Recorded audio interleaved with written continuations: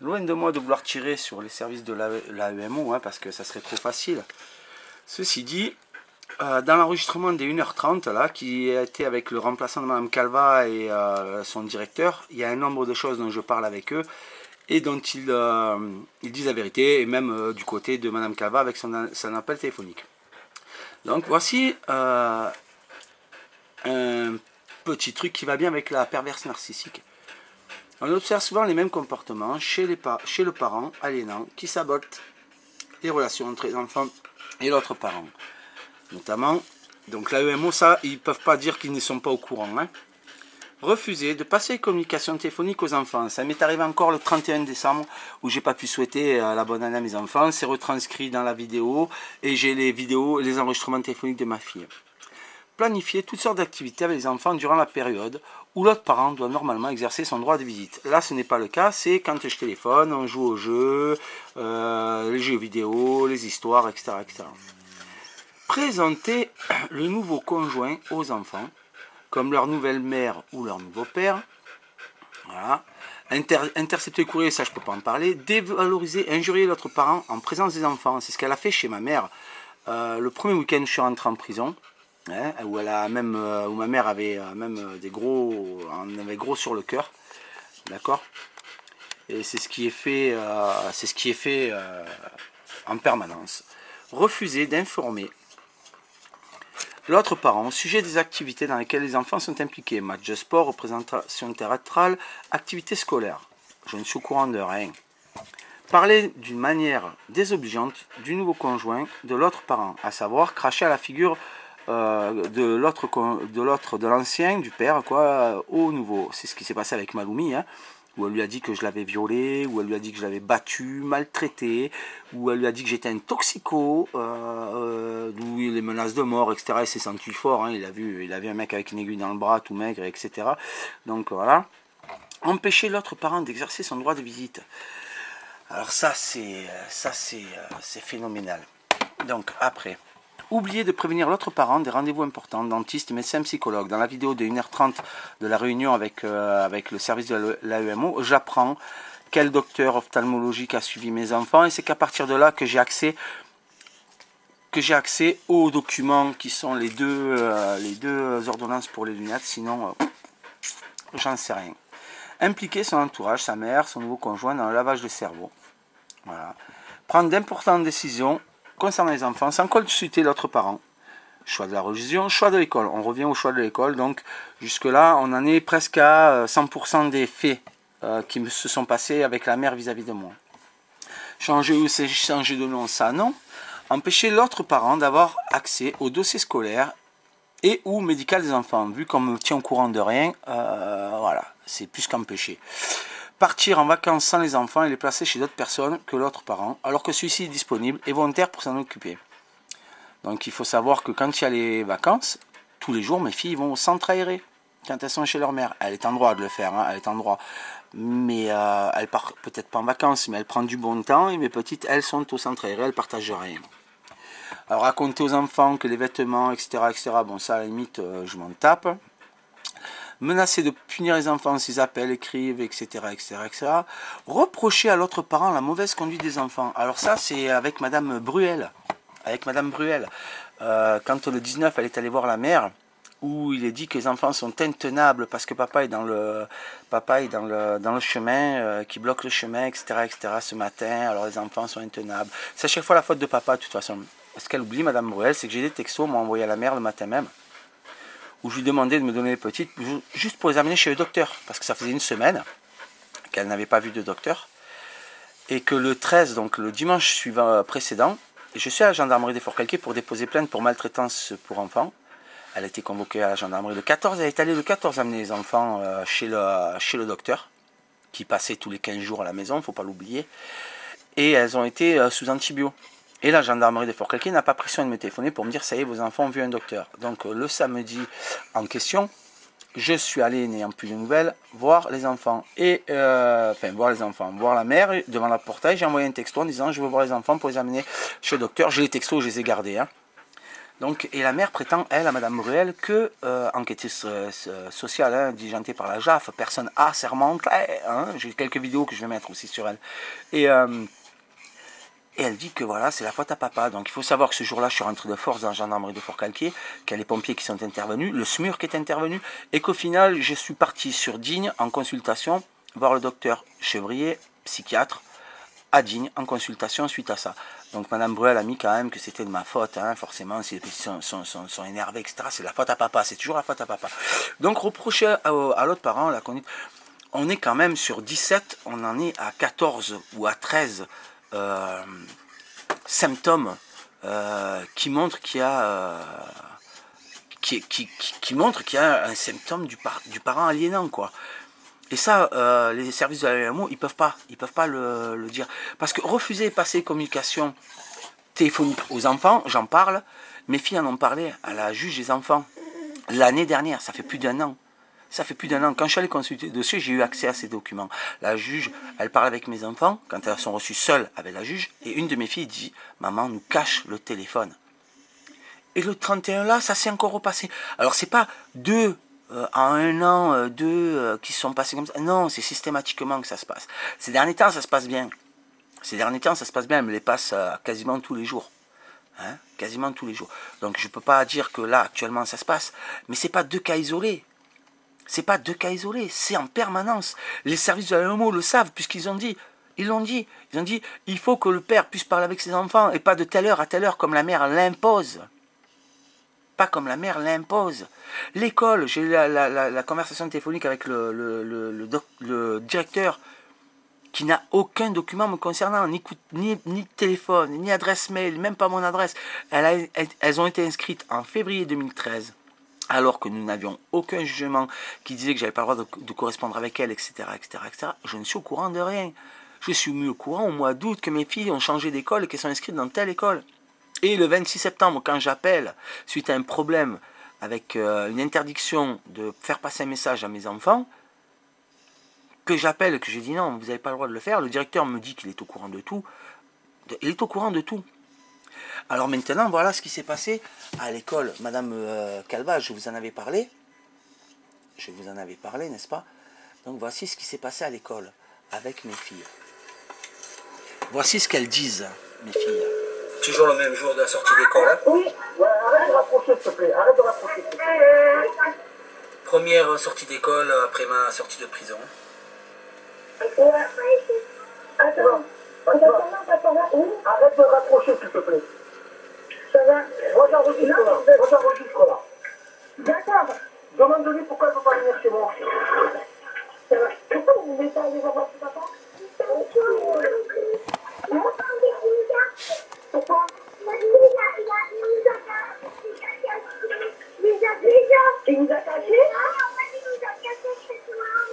Il nous a caché chez moi? Il nous a pas voulu qu'on le tire.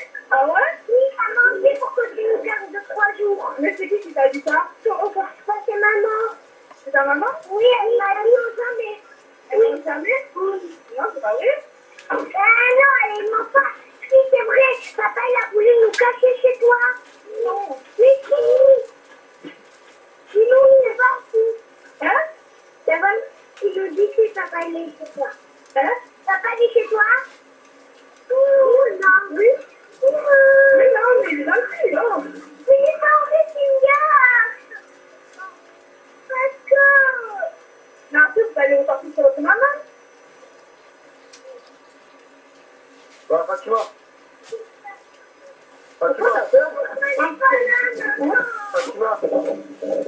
Pourquoi elle est pas... Là, on va entendre 2 fois d'affilée pourquoi elle n'est pas la maman. On est un vendredi, c'est mon week-end.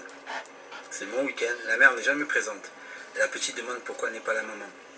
Parce que dans le plan, comme c'était prévu, maman devait être là à la sortie de l'école et les filles devaient lâcher la main de ma nièce et partir en courant pour se jeter dans la voiture de la maman. En disant qu'elles avaient peur, etc., etc., etc. Et ça, les éducateurs, ils ont été au courant. Ça, à l'école, ils ont été au courant. Bizarrement, chez la juge, il n'y a aucune trace de ça. Voilà. La seule trace qui existe chez la juge, c'est que la mère a fait tout ça auprès des enfants. Elle les a rendus comme ça. Parce que, soi-disant, le 17 septembre, la juge et son avocate, c'est marqué noir sur blanc par Madame Calva dans une note d'information, la juge le 17 septembre et son avocate lui auraient laissé entendre qu'il ne fallait pas que je prenne mes enfants ce week-end-là. C'est quand même fabuleux, c'est quand même fabuleux. Donc je vais le remettre. Pourquoi maman elle est pas là? Après vous appelez. Mais papa il va crier. Mais non il va pas crier, pourquoi il va crier? Pourquoi il va crier? Hein? C'est quoi? Ça il a fait quand je veux pas y aller. Hein? Je ne sais pas.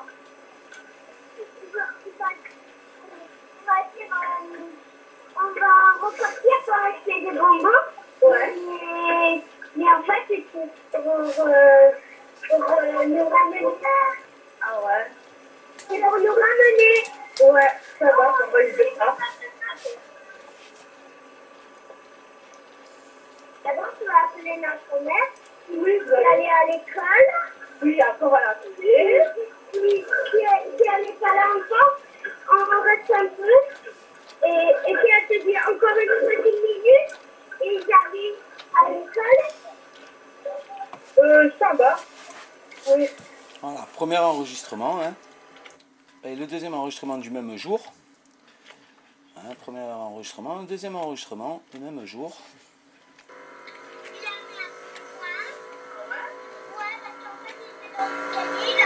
Il a comme un coupon dans l'œil de ma mère. Ah ouais. Et après, ça fait un gros violet. Mais pourquoi vous l'avez vu? Oui, on est rentré, on a eu peur. Et vous avez... En fait, elle n'a pas voulu dire qu'il a donné un coupon. Elle nous a dit qu'elle est tombée dans les escaliers. Mais est-ce que vous l'avez vu le frapper? Non, on était à notre ancienne école.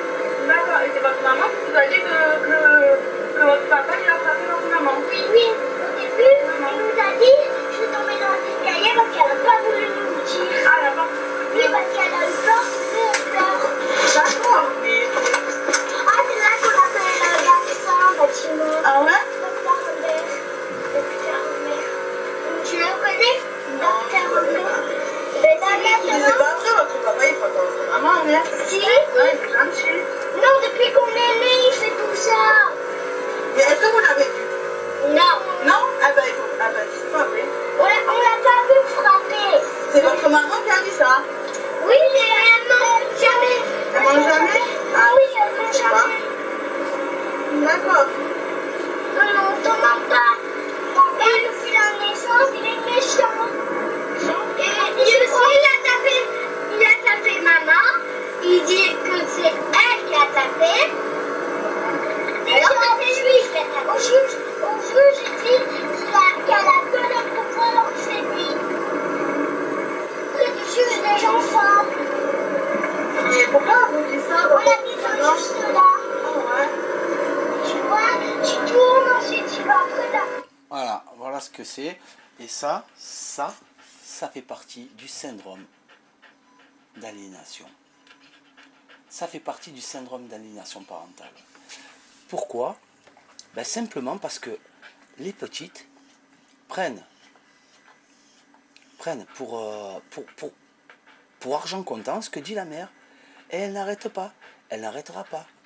Elle n'arrêtera pas. D'ailleurs, Madame Calva, elle en parle. Madame Calva, elle en parle de ça. Sans arrêt, sans arrêt. Et elle en parle. Elle en parle, Madame Calva. Elle dit que devant elle, Madame Longequeux tient des propos, voilà. Elle tient des propos.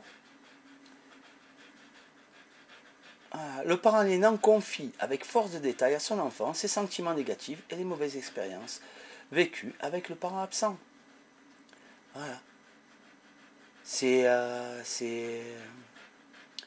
Voilà, campagne de dénigrement. Cette campagne se manifeste verbalement et dans les actes.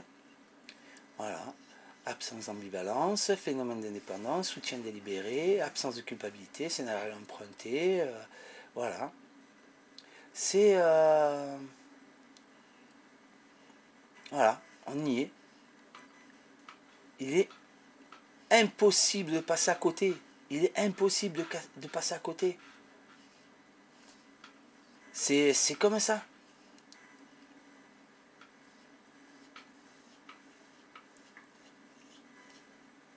Alors,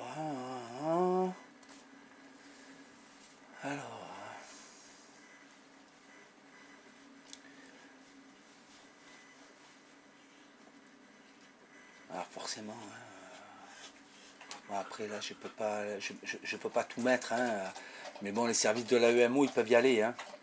Ils peuvent y aller. Moi j'ai trouvé sur internet ça, hein. J'ai trouvé sur internet syndrome d'aliénation parentale, voilà, syndrome d'aliénation parentale.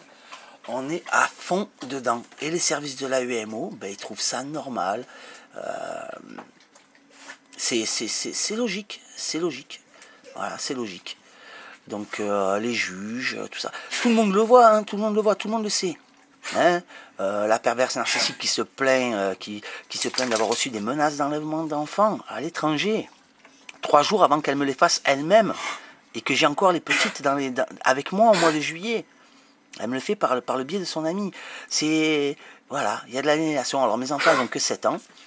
Voilà, ils parlent dans ce document de 9 ans à 12 ans où c'est le plus pour les enfants. Ben, qu'est-ce qu'on fait? On laisse faire et on laisse la garde à la maman, hein, tant qu'à faire. Laissons faire. Laissons faire. Alors moi, forcément, je rue dans les brancards depuis des années et c'est moi qui passe pour le sale con. Voilà, c'est moi qui passe pour le sale con. Voilà, moi je protège mes enfants de menaces d'enlèvement, je suis mis en prison. Voilà, c'est comme ça que ça fonctionne. Et tout le monde ferme les yeux. Et les services de l'AEMO, ils ne peuvent pas dire qu'ils ne sont pas au courant de ce qui se passe. Ils l'ont vu, ils le voient. Ils en sont témoins. Ils en sont témoins. Ils en sont témoins. On attend quoi? On attend quoi? Dites-moi, on attend quoi? On attend quoi?